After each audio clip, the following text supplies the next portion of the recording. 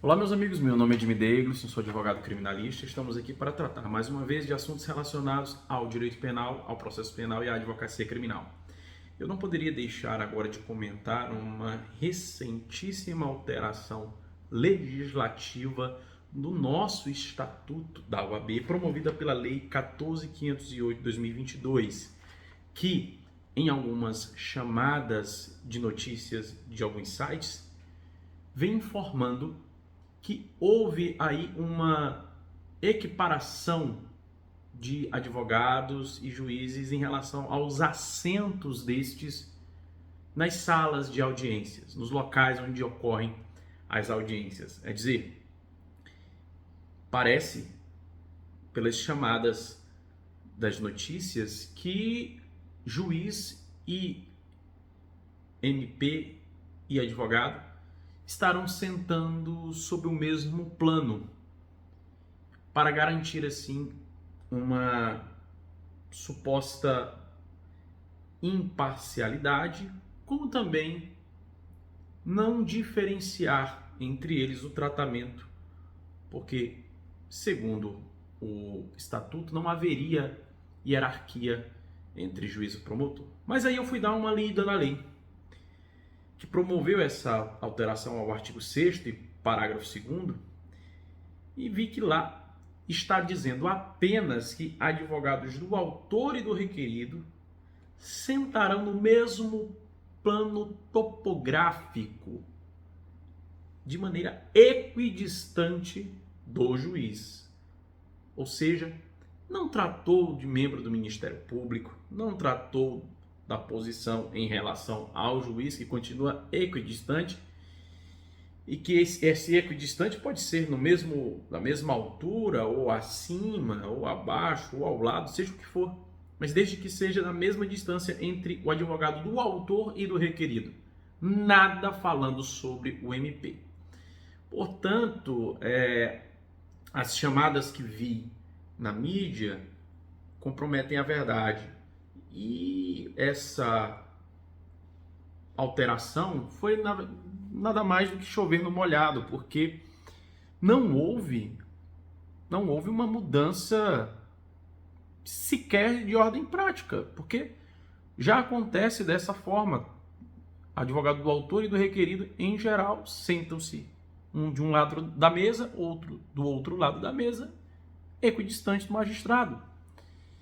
A grande luta da advocacia aí é em relação à posição do Ministério Público nas audiências em que atua como parte, como, por exemplo, audiências criminais, porque senta ao lado do juiz em algumas comarcas, em muitos gabinetes, ou aliás, em muitas salas de audiência, e no júri também, quando senta-se ao lado do magistrado. Essa é a grande luta da advocacia, para fazer com que o representante do Ministério Público sente-se num plano de igualdade com o advogado, para que essa posição não influencie o jurado. O jurado ele é facilmente influenciável por aquilo que vê, por aquilo que ouve. Ele não tem o conhecimento técnico sobre o direito para diferenciar a atuação do MP enquanto parte custos legis. Então, não houve qualquer alteração nesse sentido, continua tudo como dantes. Mas eu queria fazer lembrar que na DIN 4768, julgado ainda esse ano, o STF decidiu que o MP tem sim a prerrogativa de sentar-se ao lado do magistrado, do lado direito. Portanto, eu não acredito que se consiga, através de uma mudança legislativa, fazer com que o MP mude de posição, mude de local, de assento nas salas de audiência, em razão desse entendimento do STF, julgado nessa ADIM, que tem efeito, claro, por ser ADIM erga omnes. É interessante que nesse julgado da ADIM 4768, ocorreram algumas divergências nos votos. Por exemplo, o ministro Ricardo Lewandowski entendeu que em nenhum momento o MP deve sentar-se ao lado do magistrado. Já o ministro Gilmar Mendes entendeu que poderia se sentar naquelas ações em que atua apenas como custos legis, mas jamais quando atua como parte. E a ministra Rosa Weber já entendeu que pode sim sentar-se ao lado do magistrado, o representante do MP, menos no júri. Porque o júri, claro, como eu disse, seria mais influenciável por este posicionamento tópico do representante do Ministério Público. A discussão, ela tem o condão de debatermos a organização cênica da audiência, porque ela possui um simbolismo que, por vezes, pode não expressar os princípios constitucionais que são ali discutidos dentro de um processo, implícita ou explicitamente. O MP, claro, é também custos legis? Sim, mas em ações criminais assume muito mais a feição de parte do que de custos legis. Eu compreendo que eu não faria qualquer objeção ao MP sentar ao lado do magistrado quando atua como custos legis.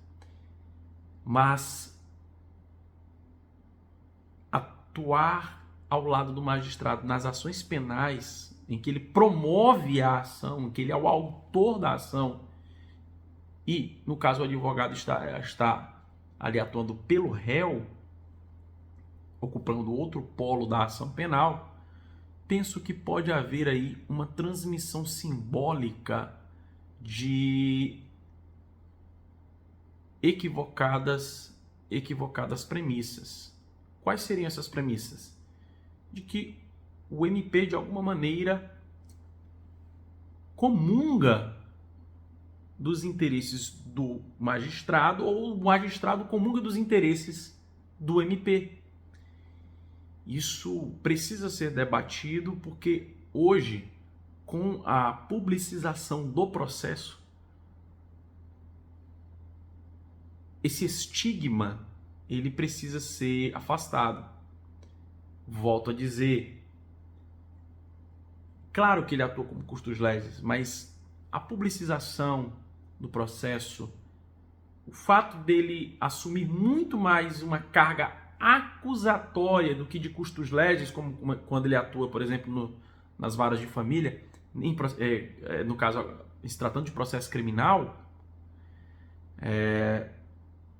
tem de sim ser mudada. Eu sou a favor dessa mudança e torço para que um dia consigam fazê-la. Claro, isso não é nem de longe o maior problema do nosso processo penal. O maior problema hoje do nosso processo penal é a nossa própria Corte Constitucional, o STF, que tem rasgado, que tem relegado ao fundo da sala, ao lixo, ao monturo, o nosso código, tanto de processo penal, como também o Código Penal e até a Constituição. Nesse sentido, ficam aqui as minhas considerações sobre essa questão. Espero que tenham gostado. Não se esqueçam de nos seguir, de se inscrever. Grande abraço, bom trabalho e bons estudos.